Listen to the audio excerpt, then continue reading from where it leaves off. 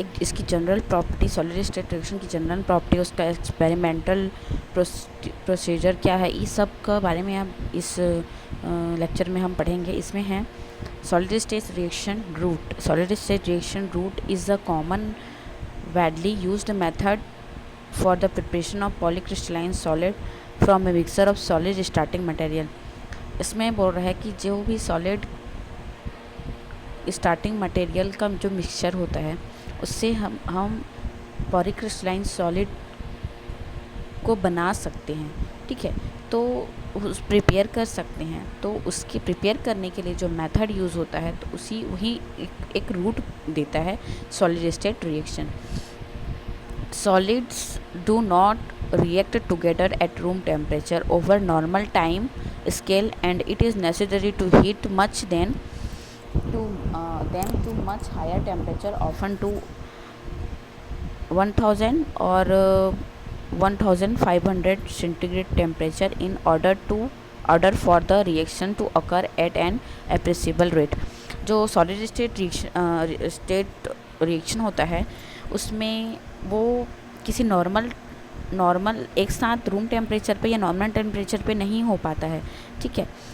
इसके लिए बहुत ही ज़्यादा टेम्परेचर की आवश्यकता होती है, जो टेम्परेचर है 1000 या आपका 1500 सेंटीग्रेड टेम्परेचर, ठीक है।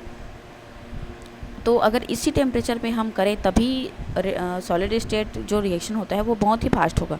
The factor on which the facility and rate of solid state reaction depend include reaction condition, structural property of reactants, surface area of solids, their reactivity and the thermodynamic free energy change associated with the reaction। ये बोल रहा है कि जो solid state reaction की जो facility होती है, ठीक है, वो इन चीज़ों पे डिपेंड करती है। पहला है आपका रिएक्शन कंडीशन, उसका कंडीशन क्या है।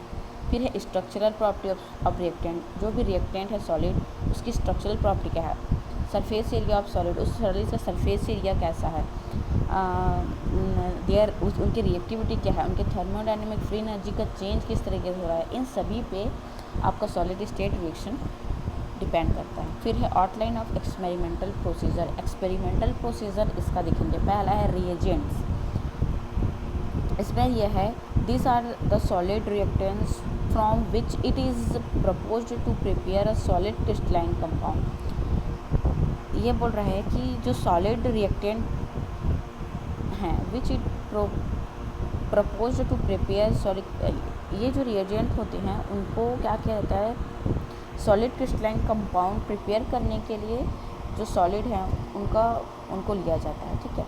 The selection of reactant chemicals depend on the reaction condition and expected nature of the product. ये बोल रहा है जो रिएक्टेंट जो भी केमिकल हैं उनका जो सिलेक्शन होता है वो रिएक्शन कंडीशन पे और नेचर ऑफ प्रोडक्ट पे डिपेंड करता है। The reaction is dryly thoroughly prior to beginning as in, जो रिएक्टेंट होता है वो एकदम ड्राइड रहता है पाउडर टाइप से, ठीक है।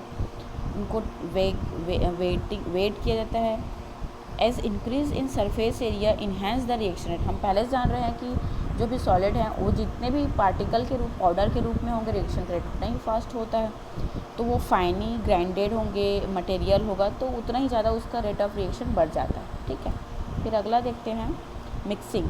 After the reactants have been weighed out the requirement amount they are mixed. जब सॉलिड को हम उसके रिक्वायर अमाउंट तक वेट कर लेते हैं उसके बाद उनको मिक्स किया जाता है।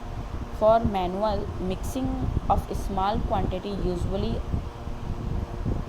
Agate mortar and pestle are employed. मतलब मिक्स क्वांटिटी उनकी मिक्स करने के लिए जो भी आपका एक ऑपरेटस है, एक एगेटेड मोटर एंड पेस्टल को उनको एम्प्लॉयड किया जाता है। Sufficient amount of some volatile organic liquid preferably acetone or alcohol is added to the mixture to add homogenization।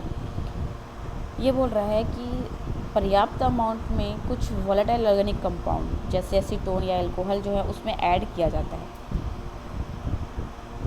मतलब एक समान रूप से उसमें ऐड किया जाता है। This forms a paste which is mix thoroughly. इस तरीके से जब डालते हैं तो एक पेस्ट तैयार हो जाता है। During the process the grinding and mixing, इस प्रोसेस में ग्राइंड और मिक्स किया जाता है।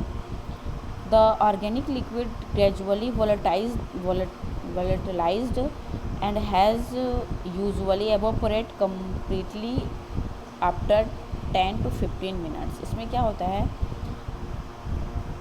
इस प्रोसेस ग्राइंडिंग और मिक्सिंग प्रोसेस के दौरान जो भी ऑर्गेनिक आपका लिक्विड है वो क्या होता है, वोलेटाइज हो जाता है और 10 से 15 मिनट के बाद कम्प्लीटली इवॉपरेट हो जाता है। For quantity much larger than 20 gram mechanical mixing is usually adopted using बाल मिल एंड द प्रोसेस में टेक सेवरल आवर्स। ये बोल रहा है कि यदि क्वांटिटी ज़्यादा है तो उसको लगभग 20 ग्राम तक हम उसको ले सकते हैं, ठीक है, उसको अडॉप्ट कर सकते हैं और उसको बाल मिल में या कोई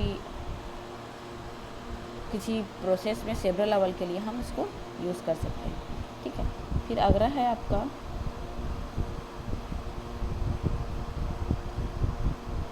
मिक्सिंग हो गया। अब है आपका container material for a subsequent reaction at high temperature it is necessary to choose suitable container material which is chemically inert and reactants under the heating condition used। इसमें बोल रहा है कि जो सब्सटेंस को जब हम मिक्स कर चुके हैं अब उसके बाद हमको उसको प्रॉपर रिएक्शन के लिए हमको एक कंटेनर की ज़रूरत होती है और वो कंटेनर इनर्ट होना चाहिए, उसमें किसी भी प्रकार का कोई रिएक्शन नहीं होना चाहिए और वो ऐसा होना चाहिए कि वो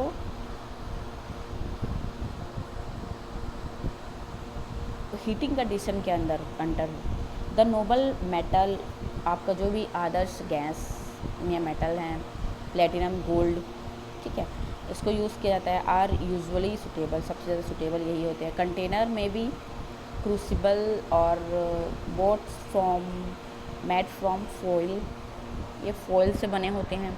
for low temperature reaction the other metal like nickel below 600 या 700 के बीच अगर टेम्परेचर है तो हम निकिल के यूज़ कर सकते हैं, या 1000 से 1500 के बीच का है तो हम निकिल गोल्ड या प्लेटिनम का मेटल यूज़ कर सकते हैं। फिर है heat treatment. The heating programme to be used depend very much on the form and reactivity of reactant. जो भी आपका हीट ट्रीटमेंट होता है, ये प्रोग्राम होता है, वो रिएक्टेंट की रिएक्टिविटी और उसके फॉर्म पे डिपेंड करती है। In the control of either temperature और atmosphere nature of reactant chemical are considered in detail. मतलब ये बोल रहा है कि इसमें टेम्परेचर के हिसाब से उसका हीट ट्रीटमेंट, उस मेटल के नेचर के हिसाब से, रिएक्टेंट के हिसाब से, एटमॉस्फेयर टेम्परेचर के हिसाब से उसको हीट किया जाता है। A good furnace is use to heat, अच्छा एक फर्नेस यूज़ किया जाता है। Plating of samples is prepared prior to heating since it increase to the area of contact between the grains. ये बोल रहा है कि फर्नेस का यूज़ करते हैं, जैसे भट्टी, वातिया भट्टी, ये सब, तो इस तरीके से एक भट्टी का हीट ट्रीटमेंट के लिए यूज़ किया जाता है। Analysis the product material analysed using various characterized technique such as X ray diffraction, ठीक है, scanning, electron microscope, transmission electron scope. तो इस तरीके से इसको एनालाइज भी किया जा चुका है एक्सपेरिमेंटली, ठीक है। तो आज सॉलिड स्टेट का जनरल हमने प्रॉपर्टी देखा। अब इसके बारे में हम और अगला टॉपिक है उसको बाद में देखेंगे, ठीक है। आज मैं इतना ही, थैंक यू।